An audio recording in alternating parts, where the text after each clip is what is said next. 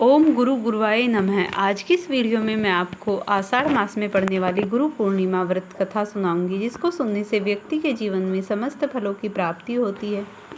आषाढ़ मास में पड़ने वाली गुरु पूर्णिमा इसीलिए भी खास है क्योंकि ये गुरु बृहस्पति के दिन पड़ रही है। इस दिन आप खूब अपने गुरु के मंत्रों का जप कीजिए। अगर आपने किसी गुरु से दीक्षा ले रखी है तो उनकी पूरे विधि विधान के साथ पूजा कीजिए और ज़रूरतमंद व्यक्तियों को भोजन दीजिए या फिर उन्हें वस्त्रों का दान दीजिए। और अगर आपने किसी से दीक्षा नहीं ले रखी है तो आप महर्षि वेदव्यास और भगवान विष्णु की पूजा कीजिए, उनके मंत्रोच्चार का जप कीजिए और इस तरीके से उनका आशीर्वाद प्राप्त करने के बाद अपने जीवन में आगे बढ़िए। पौराणिक मान्यताओं के अनुसार ऐसा भी माना जाता है महर्षि वेदव्यास भगवान विष्णु के अंश मात्र माने जाते हैं। महर्षि वेदव्यास के पिता का नाम पाराशर और माता का नाम सत्यवती था। महर्षि वेदव्यास बचपन से ही भगवान की लीलाओं में लगे हुए थे और उन्होंने भगवान का भजन सुमरन करने के लिए अपने माता पिता से वन में जाने की आज्ञा मांगी। इस आज्ञा को महर्षि वेदव्यास की माता ने ठुकरा दिया। वेदव्यास के ज़्यादा जिद करने पर उनकी माता ने उन्हें वन में जाने के लिए आज्ञा तो दे दी, लेकिन कहा जैसे ही घर का स्मरण आ जाए तुरंत अपने घर वापस लौट आना। महर्षि वेदव्यास ने वन में जाकर कठिन तपस्या की और वे संस्कृत भाषा में प्रवीण हो गए। महर्षि वेदव्यास ने संस्कृत का ज्ञात होने पर महाभारत की रचना की। महर्षि वेदव्यास को भगवान श्री कृष्ण का अनन्य परम भक्त मानने के कारण इन्हें व्यास पूर्णिमा के नाम से भी जाना जाता है और गुरु पूर्णिमा के दिन इनकी भगवान के रूप में ही पूजा की जाती है। इसीलिए ये पूर्णिमा बहुत ही फलदायी है। अब मैं आपको दूसरी कथा सुनाती हूँ। द्वापर युग में माता यशोदा श्री कृष्ण से बोली, हे कृष्ण, तुम तो संसार के रचयिता हो। फिर माता यशोदा श्री कृष्ण को कहने लगी, हे कृष्ण, आप स्त्रियों को सौभाग्य का वरदान दीजिए।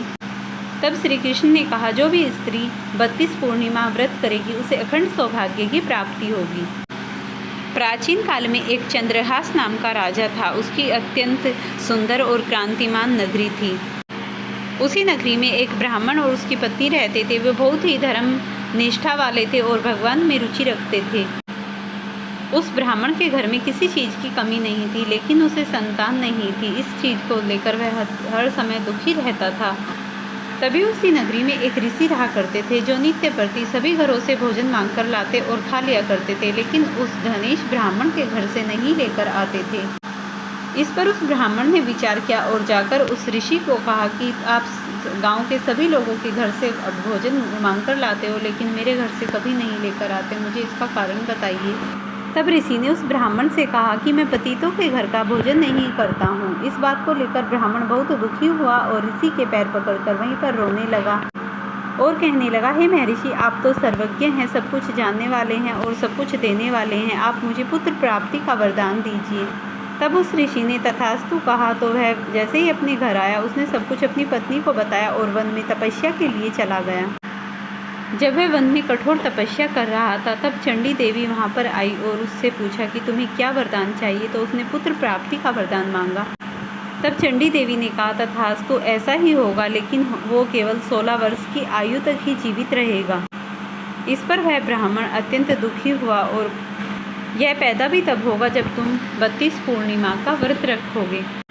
इतना कहकर चंडी देवी ने कहा, ये जो सामने आम का पेड़ है, आप इसके ऊपर चढ़ जाइए और एक फल तोड़ कर लाइए। उस आम के फल को लेकर ब्राह्मण अपने घर आया और उसने अपनी पत्नी को दे दिया और उसे कहा कि स्नान ध्यान के बाद तुम इस फल को खा लेना। जैसे ही ब्राह्मणी ने उस फल को खाया वह गर्भवती हो गई और उसने 9वें महीने के बाद अत्यंत सुंदर पुत्र को जन्म दिया। वह बच्चा बहुत ही तेजवान और प्रकाशवान था और माता पिता की आज्ञा को निष्ठावान रूप से किया करता था। उधर उसकी माँ ने उसकी लंबी आयु के लिए 32 पूर्णिमा का व्रत रखना प्रारंभ कर दिया था। जब लड़के की आयु 15 वर्ष की हो गई तो उसके माता और पिता दोनों को चिंता हुई कि 1 वर्ष की आयु शेष रह गई है अब इसकी, तो हम इस दुख को कैसे सह पाएंगे। इस बात का विचार करते हुए उसकी माँ ने अपने भाई को बुलाया और मामा और भांजे को दोनों को काशी में पढ़ने के लिए भेज दिया। जैसे ही मामा और भांजा दोनों काशी में जा रहे थे तो वे चलते चलते एक जगह रास्ते में ठहरे जहाँ पर एक पंडाल लगा हुआ था और वहाँ पर किसी राजा के लड़के का विवाह था जो एक आंख से काना था। जो बारात लेकर आए हुए थे उसके पिता ने सोचा कि यह कितना सुंदर लड़का है, हमारा लड़का तो एक आंख से अंधा है, अगर हम विवाह कार्य सब कुछ इसी के हाथों संपन्न करा लें तो कितना अच्छा होगा। उसके पिता ने जाकर लड़के के मामा से बात की कि अगर तुम अपने भांजे को हमें दे देते हो विवाह कार्य संपन्न कराने के लिए तो हम उसके बदले तुम्हें बहुत सा धन देंगे।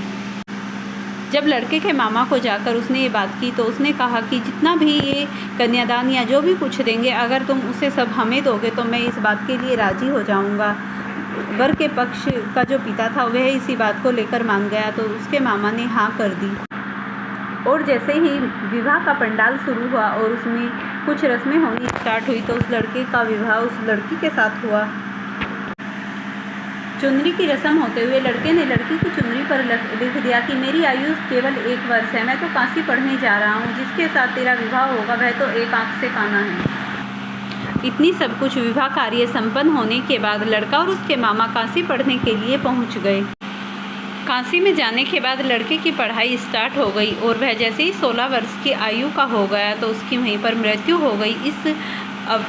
जब लड़के के मामा ने उस लड़के को मृत हाल में देखा तो वह अत्यंत दुखी होकर रोने लगा कि मैं इसके माता पिता को क्या मुंह दिखाऊंगा। वह अत्यंत ज़ोर ज़ोर से रो रहा था। तभी माता पार्वती और शिवजी भगवान वहाँ से जा रहे थे। तब माता पार्वती बोली, कोई दुखियारा रो रहा है, प्रभु इसके कष्टों का निवारण कीजिए। तब भगवान शिवजी ने कहा, इसकी आयु इतनी 30 भोग चुका, अब इसका कोई भी हल नहीं है।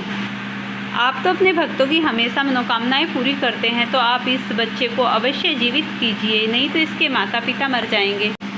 माता पार्वती के बार बार आग्रह करने पर भगवान शिव ने उसे जीवन दान दे दिया और जैसे ही मामा ने आकर अपने भांजे को देखा तो वह जीवित पाया। इससे मामा बहुत ही प्रसन्न हुए और फिर वह मामा और भांजे दीक्षा पूरी होने के बाद वहाँ से लौटकर उसी नगर में आ ठहरे जहाँ पर वह विवाह कार्य संपन्न हुआ था। तब उस लड़के को देखते ही लड़की के पिता ने पहचान लिया और उन्होंने पूरे आदर और सत्कार के साथ अपने घर ले जाकर अपनी लड़की को बहुत सा धन देकर जमाई और लड़की को घर से विदा किया। और फिर जैसे ही वे दोनों मामा और भांजे अपने नगर के समीप आए तो उस ब्राह्मण को और उसकी पत्नी को ये समाचार मिला कि तुम्हारा पुत्र बहुत सा धन अलंकार लेकर अपनी स्त्री के साथ आया है। तो वे बहुत ही प्रसन्न हुए और उनके गाँव में बहुत ही धूमधाम मचाई गई और इस प्रकार उस ब्राह्मण के यहाँ बहुत सी सुख शांति और समृद्धियाँ हुई। उसके पिता ने बहुत सा दान दिया और इस प्रकार अगर आपको वीडियो पसंद आई हो तो इसे लाइक और शेयर करें। चैनल पर नए हैं तो चैनल